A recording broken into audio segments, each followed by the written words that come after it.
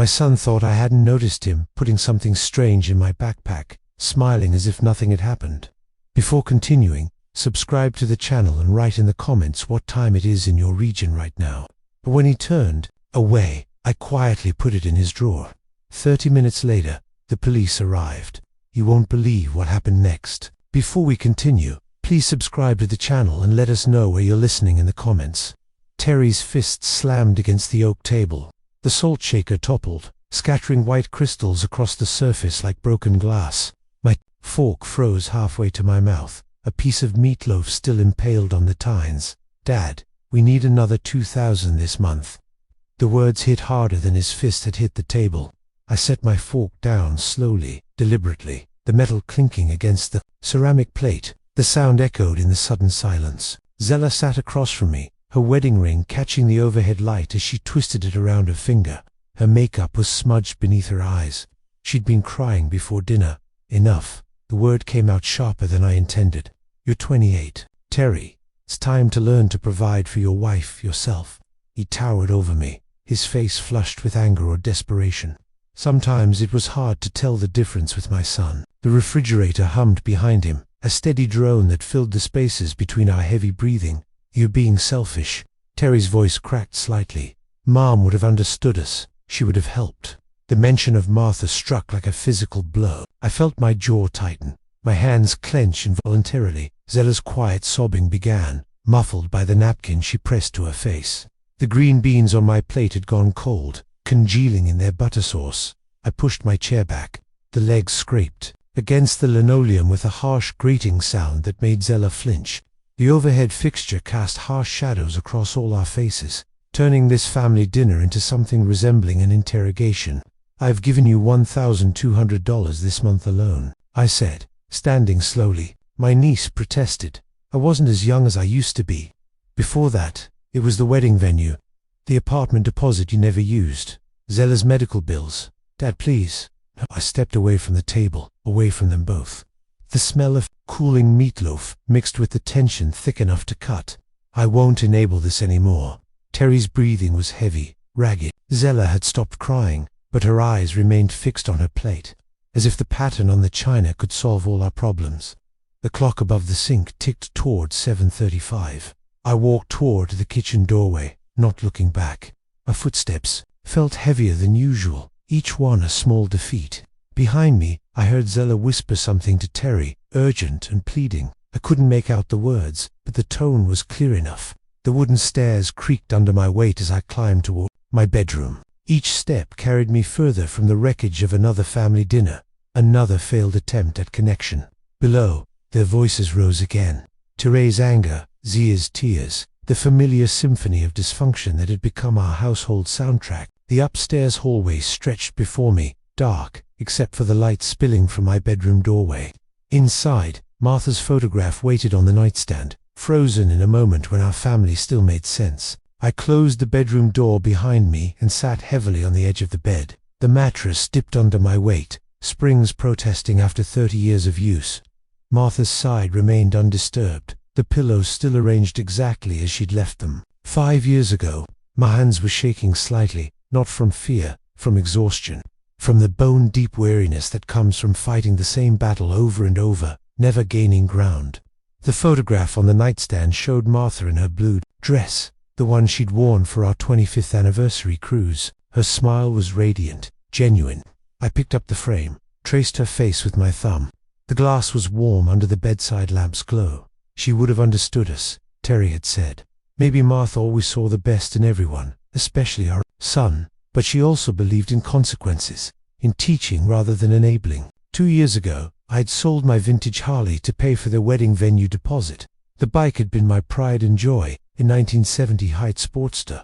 I'd restored myself after Martha died.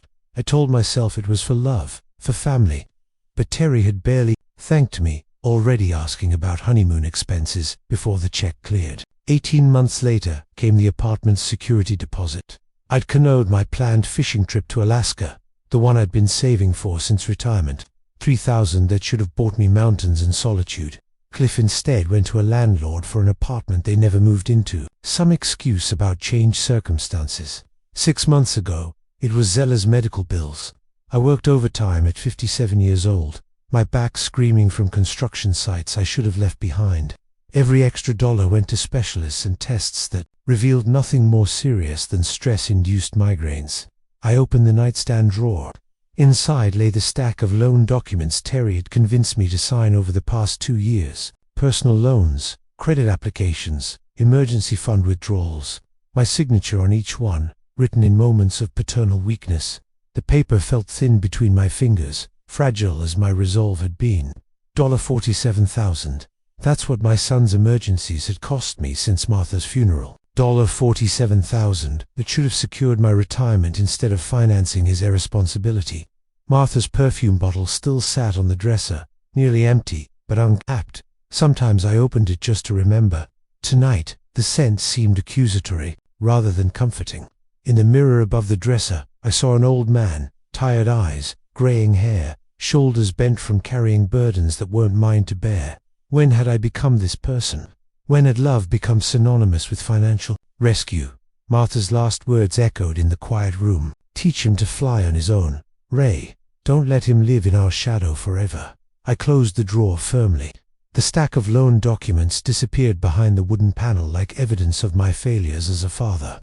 Below, their voices had dropped. 2 urgent whispers. I could make out Terry's tone, pleading now instead of demanding. Zella's responses came in short bursts, as if she were giving instructions. Setting the photograph back on the nightstand, I turned off the bedside lamp. Darkness wrapped around me, but I didn't lie down. Instead, I sat in the quiet, listening to the house settle. To the muffled conversation downstairs, to the sound of my own breathing gradually slowing to normal. Tomorrow would be different. It had to be.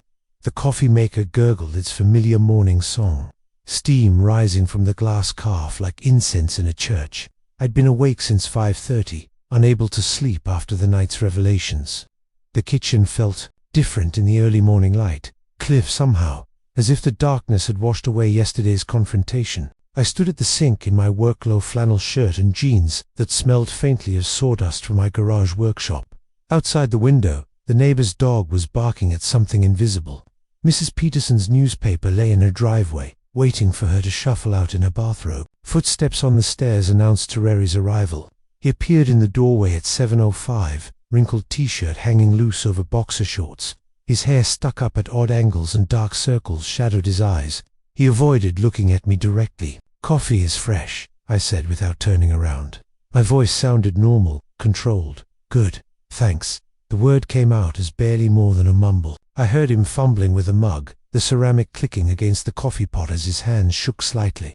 Zella entered 2 minutes later, bathrobe wrapped tight around her small frame. Her hair was unkempt, yesterday's makeup smudged beneath. Puffy eyes. She'd been crying again. Or maybe she'd never stopped. "Good morning," she said tentatively, hopefully, as if the right words might repair the damage from last night. I nodded without speaking. The silence stretched between us like a chasm, broken only by the coffee maker's final hiss and the distant rumble of the newspaper delivery truck. I methodically washed last night's dinner dishes, my hands moving through the familiar motions. Plate, rinse, soap, scrub. The water was almost too hot, but I welcomed the slight burn against my skin. It felt like clarity. Behind me, Terry poured coffee with unsteady hands. The liquid splashed slightly, drops hitting the counter with tiny impacts. Zella attempted to make toast, but the smell of burning bread soon filled the kitchen. She scraped the charred surface over the sink, black crumbs falling like ash. "I'm going out today," Terry announced, his voice defensive before I'd even responded. "Job interviews." I turned from the sink, finally meeting his eyes. They darted away immediately, focusing on his coffee mug instead. "Take the house key," I said quietly. The implication hung in the air. He might not be back. Or maybe I wouldn't be here when he returned. Terry's face flushed, but he didn't argue. The morning sunlight streaming through the window highlighted dust motes dancing in the space between us. Everything felt suspended, waiting.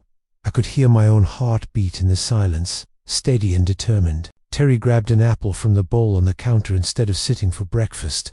His sneakers squeaked against the linoleum as he paced toward the doorway, then back again. Nervous energy radiated from him like heat from a furnace. "Terry," I said, stopping him mid-pace. He turned, hope flickering in his eyes for just a moment. Responsibility, I said simply. It's not a dirty word. The hope died. His jaw tightened, and without another word, he left the kitchen. Seconds later, the front door slammed with enough force to rattle the windows. The sound echoed through the house like a gunshot. Zella remained, at the table, her burnt toast untouched on its plate. She looked at me with pleading eyes, mouth opening as if to speak, but I was already moving, pouring my coffee into a travel mug, heading toward the garage. My truck's engine turned over on the first try, a reliable rumble that had never let me down. As I backed out of the driveway, I could see Zella through the kitchen window, alone with the mess of our interrupted breakfast and the weight of whatever secrets she and Terry shared. The morning stretched ahead of me, full of possibility and dread in equal measure. Terry's animated voice reached me before I saw him. The front door had barely closed behind me when he jumped up from the sofa, his face bright with an excitement that seemed almost frantic. "Dad, I'm sorry about yesterday. TechForge Solutions hired me." The words hit me like a surprise punch. I set my lunch cooler down carefully on the hardwood floor, my work-worn hands suddenly unsteady. Terry bounded toward me with arms outstretched, pulling me into an embrace that lasted too long, held too tight. "Really?" The hope in my voice surprised me. "That's wonderful, son." Zella burst into theatrical applause from her perch in the armchair, her hands coming together in sharp staccato claps. Her makeup was perfect, too perfect for someone who'd been crying yesterday. The bright smile painted across her face didn't quite reach her eyes. "He got the call this afternoon," she announced as if she were narrating a game show. "Senior IT consultant position." Terry released me, but stayed close, running his hands through his hair in that nervous gesture I'd known since his childhood. His shirt was crisp, freshly ironed. When had he found time to do laundry? "I knew you had it in you," I said, feeling my shoulders relax for the first time in days. The afternoon sunlight streaming through the living room windows caught the dust motes dancing between us, making everything seem softer, more forgiving. "When do you start?" "Monday. They want me immediately." Terry's response came too quickly. As if he'd rehearsed it, his voice pitched slightly higher than usual. The familiar weight of parental pride mixed with relief began settling in my chest. Perhaps yesterday's harsh words had motivated him toward real responsibility. Maybe Martha had been right. Sometimes tough love was the only path forward. But something nagged at me. Terrier kept adjusting his shirt collar, smoothing down fabric that wasn't wrinkled. His eyes darted to Zella, seeking some kind of confirmation or reassurance. "What's the salary like?" I asked, settling into my recliner. The leather creaked under my weight, a sound that usually comforted me. $65,000 to start, Terry said without hesitation. Plus benefits, health insurance, dental, retirement, matching. Those were the right answers, the kind of details a real employer would provide. So why did my engineer's mind keep cataloging inconsistencies? The timing was convenient, too convenient, perhaps. Outside, a neighbor's lawnmower roared to life, and children's laughter echoed from someone's backyard. Normal suburban evening sounds that should have felt peaceful. Instead, they seemed to underscore the artificial quality of our celebration. "This calls for a barbecue," I announced, pushing aside my doubts. "Let me fire up the grill. We can celebrate properly." Terry's face lit up. Genuine happiness this time, I thought. "That sounds perfect, Dad. Just like old times." Zella clapped again, softer now, but still performing. "I'll make my potato salad. Gone with the mustard dressing you like." I stood joints protesting after a long day on the construction site. "Give me 20 minutes to get the charcoal going." "Terry, you can help me outside in a few minutes." "Actually, I need to grab something from upstairs first," Terry said, already moving toward the staircase. "Just some papers from the job interview. Want to show you the offer letter?" I nodded, heading toward the back door that led to the patio. The grill waited under its black cover like a loyal friend. Tonight felt like a new beginning, a chance to rebuild what yesterday had nearly destroyed. Behind me, I heard Terry's footsteps on the stairs, Zella moving toward the kitchen. Normal family sounds, normal family evening. "What kind of meat do you want?" I called out, already knowing Terry would choose burgers, while Zella preferred chicken. The charcoal was just catching fire, small flames licking at the black lumps with increasing confidence. I wiped my hands on the kitchen towel draped over the grill handle, savoring the familiar ritual. The mild evening air carried the scent of lighter fluid and the promise of a peaceful family dinner. Terry had disappeared upstairs 10 minutes ago to fetch those interview papers. Through the kitchen window, I could see Zella moving around, supposedly preparing side dishes. Everything felt normal, right? I turned toward the house to check if Terry wanted to help with the grill setup. The kitchen window framed the living room like a picture, warm light spilling from the overhead fixture onto familiar furniture. When I saw him, Terry stood near the front door, hunched over my navy blue work backpack. His movements were quick, furtive, nothing like the confident young man who just told me about his new job. He glanced around the room before unzipping the main compartment. My grip tightened on the grilling fork. What was he doing with my work bag? I took an involuntary step closer to the window, staying in the shadows cast by the patio overhang. Terry reached into his pocket and withdrew something small, wrapped in what looked like dark tissue paper. His hands moved with practiced precision as he placed the object deep inside my backpack, nestling it between my work gloves and measuring tape. The rational part of my mind scrambled for innocent explanations. Maybe a thank you gift, a surprise. But Terry's behavior, the secretive glances, the careful placement, suggested something far different. He zipped the bag closed and stepped away quickly, brushing his hands on his jeans as if wiping away evidence. The whole sequence had taken less than 30 seconds, but it felt like watching a slow-motion crime unfold. Smoke from the grill dripped around me, the acrid scent suddenly overwhelming. My stomach dropped as Terry disappeared from view, probably heading back upstairs or to the kitchen. The suburban evening sounds, distant traffic, a dog barking 3 houses down, seemed muffled. Now, as if the world had shifted slightly off its axis, I forced myself to turn back to the grill, mind racing. The charcoal glowed red-hot, ready for cooking, but my appetite had vanished completely. Whatever Terry had hidden in my bag felt significant, dangerous even. But confronting him now would reveal I'd been watching, spying on my own son. The back door opened with its familiar squeak. "Dad, how are those calls coming along?" Terry's voice carried that same artificial brightness from earlier. I swallowed hard, tasting ash and suspicion. "Almost ready," I managed, not turning around. "Just need a few more minutes." His footsteps approached across the wooden deck. In my peripheral vision, I saw him lean against the patio railing. Picture of casual contentment, but I couldn't stop seeing those careful, secretive movements by my backpack. "You know what, son?" I said, finally facing him. "I think I left my work gloves in the garage. Mind getting them while I tend to this fire?" Terry's smile flickered for just a moment. "Sure thing, Dad, no problem at all." He headed back inside, and I watched through the kitchen window as he walked past my backpack without even glancing at it. The performance was flawless. Too flawless. For someone who'd been nervous about hiding something there moments earlier. Whatever was in my bag, I had to find out. But first, I needed the right opportunity. Just grabbing some seasoning from the kitchen, I called to Zella as Terry disappeared into the upstairs bathroom. The water pipes groaned as he turned on the faucet. My signal died a few precious minutes. My heart hammered against my ribs as I approached the backpack. The living room felt different now, shadows deeper despite the lamp's warm glow. Every creak of the house settling seemed amplified, threatening to expose my investigation. The backpack zipper made a soft metallic whisper as I pulled it open. Inside lay my familiar work items: yellow measuring tape, leather gloves stained with years of honest labor, spiral notebook filled with project sketches. Everything in its usual place, except for the foreign presence I'd witnessed Terry hide. My fingers probed deeper, searching through the organized chaos of my professional life. There, wrapped in dark tissue paper, nestled against the notebook spine, like a guilty secret. I unwrapped it carefully, the tissue paper crinkling loud as gunshots in the quiet room. What emerged made my breath catch in my throat. A diamond ring, massive center stone surrounded by smaller diamonds, all set in what looked like platinum. The facets caught the lamplight, throwing rainbow prisms across the coffee table and wall. I held it up, transfixed by its brilliance and terrified by its implications. This wasn't costume jewelry. The weight alone told me it was real. Expensive, easily $15,000, maybe 20.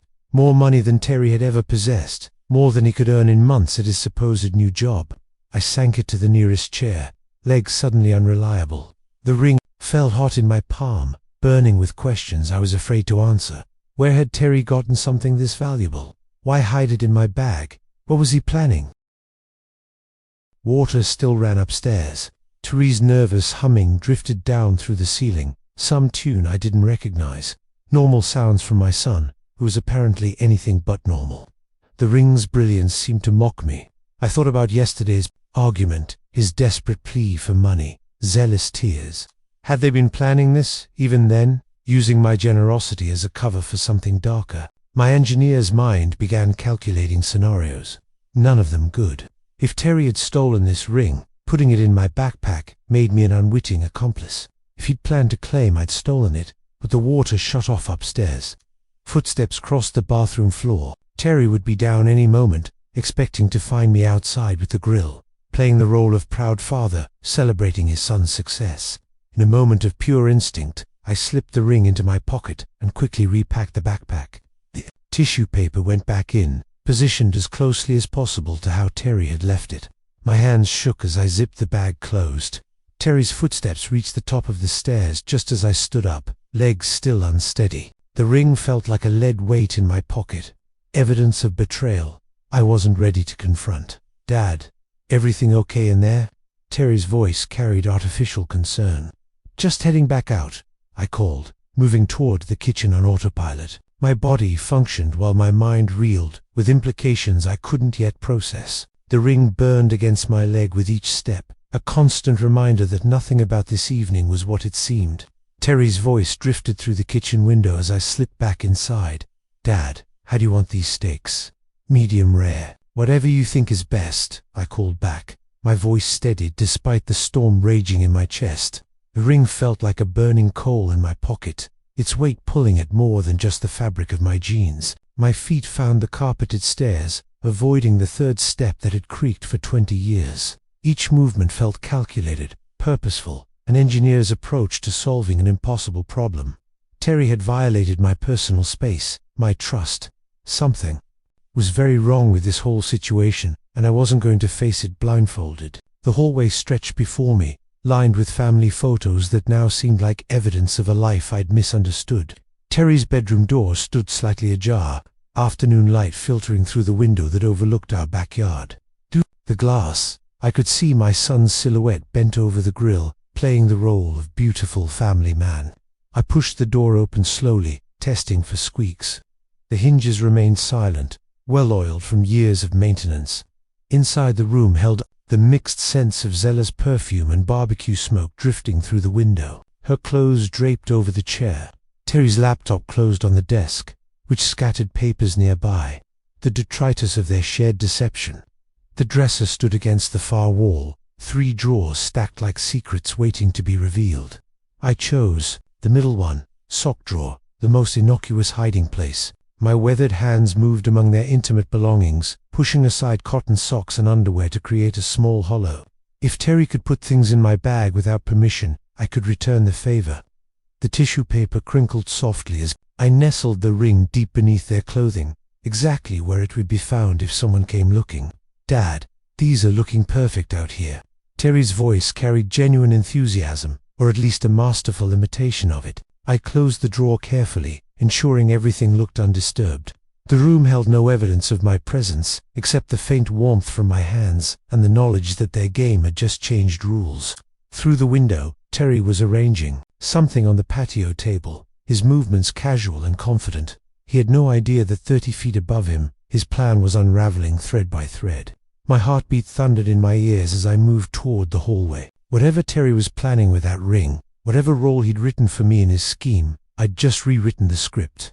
Turnabout was fair play, and if my son wanted to play games with evidence, he'd discover that his father hadn't learned engineering without understanding how things could be taken apart. The stairs received my weight in reverse order, avoiding familiar creaks. In the kitchen, I grabbed the bottle of steak sauce from the pantry, my excuse for being inside. Through the window, Terry waved at me, all smiles and family warmth. Stepped back onto the patio, just as multiple car doors slammed in front of the house. The sound of car doors slamming cut through the evening air like gunshots. I turned toward the front of the house, spatula still raised, trying to process why multiple vehicles would arrive unannounced during our family dinner. Terry's face transformed. In an instant, the casual smile vanished, replaced by something that looked like excited anticipation. He moved toward the house with sudden purpose, No longer the relaxed son helping with barbecue. "Who's here?" I asked, confusion evident in my voice. "Were you expecting someone?" "I have no idea," Terry replied, but his tone carried theatrical shock rather than genuine surprise. "Maybe neighbors checking on the smoke." Voices approached from the front yard. Authoritative, professional. My stomach dropped as the reality hit me. These weren't neighbors. 3 uniformed officers appeared through the side gate, led by a stern-faced woman in her 40s. Her hand rested near her radio, eyes scanning our domestic scene with professional assessment. "Please, nobody move." I took an involuntary step backward, spatula clattering to the patio stones. Zella emerged from the kitchen carrying a salad bowl, freezing when she saw the officers. The bowl slipped from her hands, letters scattering across the red brick like confetti at a disaster. Terry immediately pointed at me, his fingers steady and sure. "Officer, that's him." I saw the ring in his backpack. The words hit me like a physical blow. "What nonsense," I stammered, genuine bewilderment making my voice crack. "What ring?" But Terry was already moving closer to the lead officer, his cooperation eager and practiced. His body language radiated confidence rather than the concern any normal son should feel watching his father accused of crimes. "Officer Brooks," the lead officer, introduced herself, studying the scene with sharp eyes. "We received a report about stolen jewelry." "Terry Harland?" "Yes, ma'am." Terry responded immediately. "I found evidence in my father's possession. A diamond ring from the jewelry store robbery downtown yesterday. While he'd been gone for job interviews. The pieces clicked together with mechanical precision in my engineer's mind, each revelation more sickening than the last." Officer Brooks spoke into her radio while her partners positioned themselves strategically around the patio. The barbecue continued smoking, unattended steaks beginning to char, filling the air with a acrid smell of burning meat. "Sir, we need you to step away from the grill," Officer Brooks directed me. Her tone was professional, but carried the weight of authority I couldn't ignore. I moved slowly, hands visible, drilling with the impossibility of the situation. This was my backyard, my family, my barbecue. Yet, I was being treated like a criminal based on my own son's testimony. Terry walked beside the officers as we moved toward the house, discussing the evidence with suspicious familiarity. He knew exactly where my backpack was located, exactly which compartment I supposedly used. His knowledge was too specific, too detailed for someone who'd simply stumbled upon evidence. Zella followed behind, silent tears streaming down her carefully made-up face. But her positioning near Terry, her practiced distress, it all felt choreographed, rehearsed. As we approached the back door, I caught Terry's reflection in the kitchen window for just a moment. When he thought no one was watching, his expression shifted. The mask of concerned son slipped, revealing something calculating underneath. My own son had called the police on me, and somehow I was walking into a trap that had been 30 years in the making. Officer Brooks spread my backpack contents across the coffee table with methodical precision. Work gloves, measuring tape, energy, bars, notebook, small tools, the honest inventory of a man who'd spent decades building things rather than stealing them. Terry stood beside the table, confidence radiating from every gesture as he pointed out compartments. "It should be in the front pocket wrapped in tissue paper. I saw him putting it there this afternoon." His certainty was damning, too damning. No son should know his father's hiding places with such specificity unless he'd put something there himself. Officer Brooks searched each pocket thoroughly. The main compartment yielded nothing but work debris. The side pockets contained only pens and business cards. Terry's confident expression began to crack around the edges. "Mr. Harlan," Officer Brooks said, looking up from the empty bag, "we're not finding the described item. It has to be there." Terry's voice pitched higher, desperation creeping in. I saw him put it in the front pocket. Check again. That's when the final piece clicked into place. Terry's inside knowledge, his nervous energy, disguised as excitement. The careful way he'd guided officers to my backpack, while avoiding any mention of his own belongings. "Officer," I said quietly, surprised by the steadiness in my own voice, "maybe you should check my son's dresser drawer." Terry whirled toward me, panic flashing across his features. "What? Why would you? That's ridiculous. There's no reason to." But Officer Brooks was already moving toward the stairs, her partner following. Terry's protests grew more frantic as we climbed to the second floor, his careful composure finally shattering. "Wishes harassment. You can't just search our private territory. Officer Brooks interrupted as she opened his bedroom door. We have reasonable cause based on your father's suggestion and your behavior. The dresser stood exactly as I'd left it 30 minutes earlier. Officer Martinez pulled open the middle drawer, moving aside socks and underwear with practiced efficiency. His hand found the tissue paper immediately. Terry's face went white as the ring emerged. Diamonds catching the bedroom light like accusations made manifest. The same ring I discovered in my backpack, now resting in an evidence bag with Terry's fingerprints on the tissue wrapping. Terry Harlan, you're under arrest for filing a false police report and possession of stolen property. The Miranda rights recitation seemed to echo from a great distance as handcuffs clicked around my son's wrists. Zella's sobs filled the hallway, her carefully constructed performance finally collapsing into genuine despair. This is a mistake, Terry shouted as officers escorted him toward the front door. You don't understand. The ring was in his bag. I'd put it there myself. His confession hung in the air like smoke from our abandoned barbecue. Even in custody, Terry couldn't stop himself from revealing the depth of his deception. I stood in my living room, surrounded by scattered backpack contents and overturned furniture from the search, watching 30 years of fatherhood dissolve into handcuffs and accusations. Through the front window, I could see neighbors gathering on their porches, drawn by the flashing lights of police cars. Terry's voice carried from the front yard, still insisting this was all a mistake, still trying to convince officers that his victim father had somehow orchestrated his own frame-up. But the evidence told a different story, one written in tissue paper and hidden in sock drawers, authored by a son who'd mistaken his father's love for weakness. The house felt different now, emptier, as if something fundamental had been removed, along with my son in handcuffs. Police documents spread across my kitchen table like pieces of a puzzle I'd never wanted to solve. Timeline sheets, evidence, photos, witness statements. The paper trail of my son's betrayal laid out in official black and white. I'd been sitting here since 6 o'clock in the morning, methodically working through each detail with an engineer's precision. The coffee in Martha's favorite mug had gone cold hours ago, but I couldn't bring myself to drink from it anyway. Everything in this kitchen felt contaminated now. Every surface touched by lies I'd been too trusting to see. Terry's statement to police, given before his arrest, painted a picture of a concerned son discovering his father's criminal behavior. Reading his words felt like watching a stranger wear my son's face. The calculated deception, the prepared answers. This wasn't impulse. This was months of planning. A photograph from Diamond Haven jewelry store showed the exact ring I'd found in my backpack. $18,500. The paperwork revealed Terry's credit card debt. $23,000, most of it gambling losses from the Prairie Wind Casino. The numbers aligned with surgical precision. The job interview was his alibi for the robbery, I said aloud, my voice echoing in the empty kitchen. Speaking the truth made it real, undeniable. The fake celebration dinner, the grilled steaks, all designed to get me relaxed and off guard.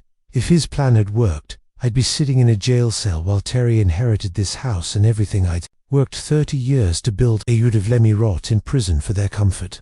A knock at the front door interrupted my dark analysis. Through the window, I saw Seal's familiar silhouette, concern etched in his posture. I'd known this moment would come. The neighborhood had been buzzing with police cars and rumors since yesterday evening. Ray Cecile's voice carried the careful tone of someone approaching a wounded animal. Saw the news this morning. Thought you might need company. I opened the door to find my neighbor holding 2 cups of coffee and wearing the expression he'd probably used on countless victims' families during his police career. Cecil understood betrayal in ways most people never would. Come in, I said, stepping aside. I'm trying to piece together how long this has been going on. Seal surveyed the kitchen table, covered in police reports and photographs. His trained eye took in the evidence with professional assessment, but his friend's heart showed in the way his shoulders sagged. This looks like a sophisticated frame-up, he said, settling into the chair across from me. Your son knew exactly how to manipulate the evidence. If he hadn't moved that ring, I still don't understand why I did that. I admitted pure instinct, I guess. Something felt wrong about the whole evening. Seal studied the timeline sheet, his finger tracing Terrari's movements.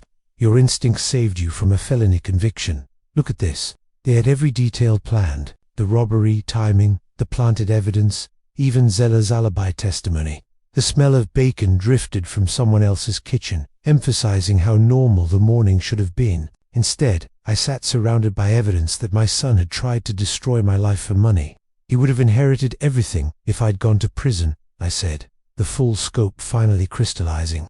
The house, my retirement savings, even Martha's life insurance money. Seal nodded grimly. And with you branded as a criminal, who would have questioned his story? Perfect crime, if he hadn't been smarter than he gave you credit for. I gathered the papers into neat stacks, my engineer's mind organizing the chaos into manageable categories: evidence, timeline, financial motive, consequences. Each stack represented a different aspect of my son's willingness to sacrifice his father for personal gain. I need legal advice, I said finally, about the house, about Zella living here, about protecting what's left. Seal stood, understanding that this conversation marked the end of one chapter and the beginning of another. Let's get you to a lawyer, Ray. Time to start thinking about your future instead of their betrayal. I looked around the kitchen where family meals had once brought joy, now seeing contaminated memories everywhere. The table where Terry had slammed his fist, the window where I'd witnessed his deception, the chairs where lies had been served alongside dinner. Standing felt like lifting a great weight, but also like shedding something I no longer wanted to carry. The courthouse steps felt solid beneath my feet as Seal and I climbed toward the entrance at 8:30 sharp. 3 weeks of preparation with prosecutors had led to this moment. Watching my son face consequences for trying to destroy my life, inside the courtroom buzzed with quiet efficiency. Wood paneling and formal atmosphere couldn't disguise the human drama about to unfold. I adjusted my tie nervously, uncomfortable in the suit I'd worn to Martha's funeral 5 years ago. Terry sat at the defendant's table in Orange County jail clothing, handcuffed and showing the pore of someone who'd spent weeks behind bars. When our eyes met briefly, I saw desperation replace the confidence he'd carried that night by the grill.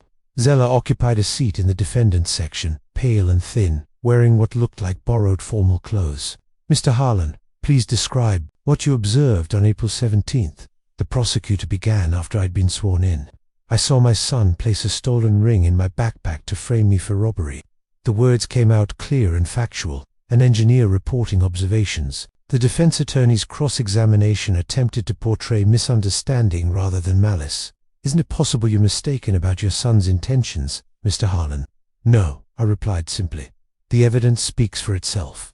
Security footage from Diamond Haven played on the courtroom screen, showing Terry's robbery in high definition. The timestamp correlated exactly with his claimed job interview.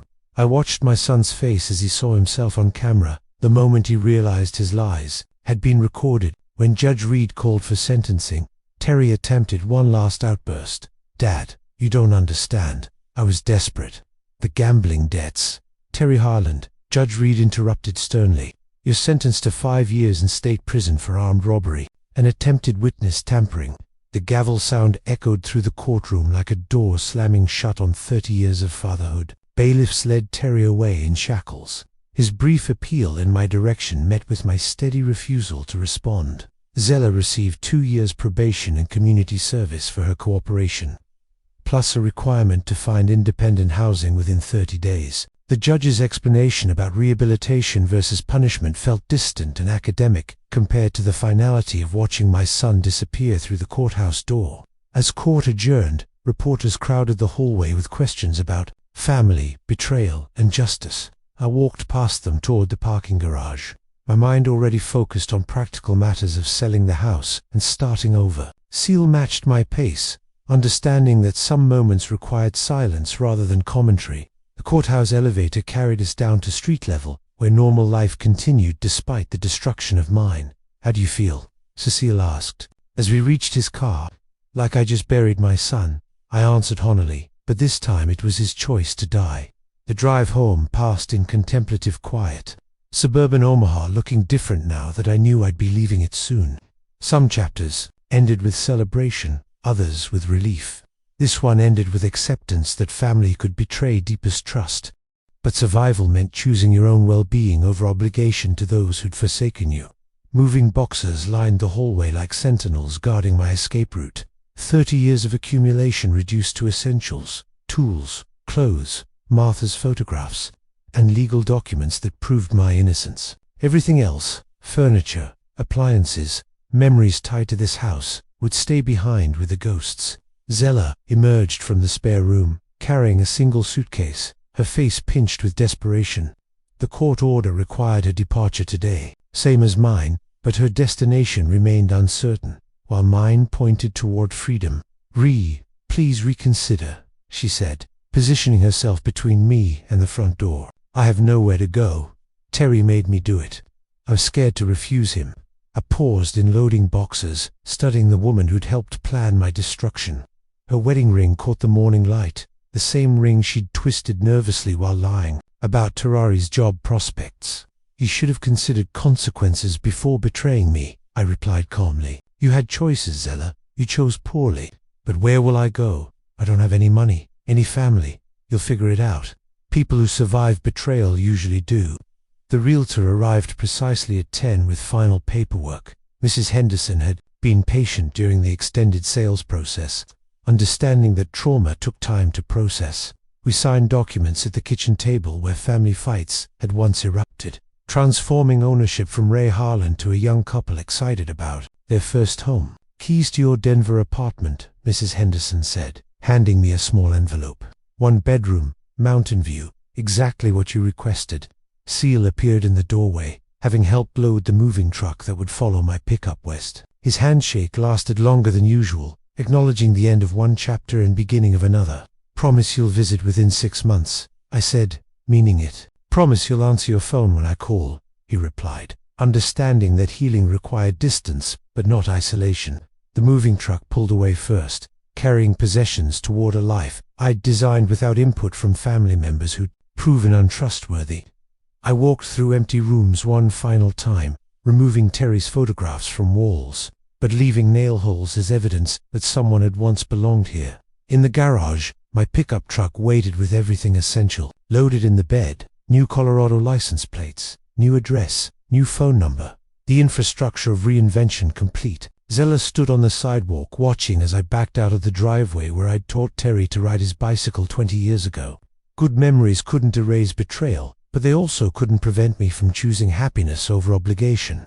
Interstate signs pointed toward Denver and new possibilities. I adjusted the radio to a country music station, rolled down the windows, and felt freedom I hadn't experienced since Martha's death. Miles disappeared beneath my tires as Omaha faded in the rearview mirror. Colorado mountains appeared on the horizon like promises of elevation and fresh perspective. At 58, I was starting over completely. No family ties, no financial obligations to anyone but myself, no guilt about prioritizing my own well-being. The truck's engine hummed steadily westward, carrying a man who'd learned that sometimes the greatest act of love is refusing to enable those who would destroy you. Behind me lay 30 years of family loyalty. Ahead waited whatever I chose to build, with the time I had left, and for the first time in years that felt like enough. If you like this story, please like this video, subscribe to the channel, and share your impressions of this story in the comments. To listen to the next story, click on the box on the left. Subscribe to Astra's Vengeance. Thank you for watching.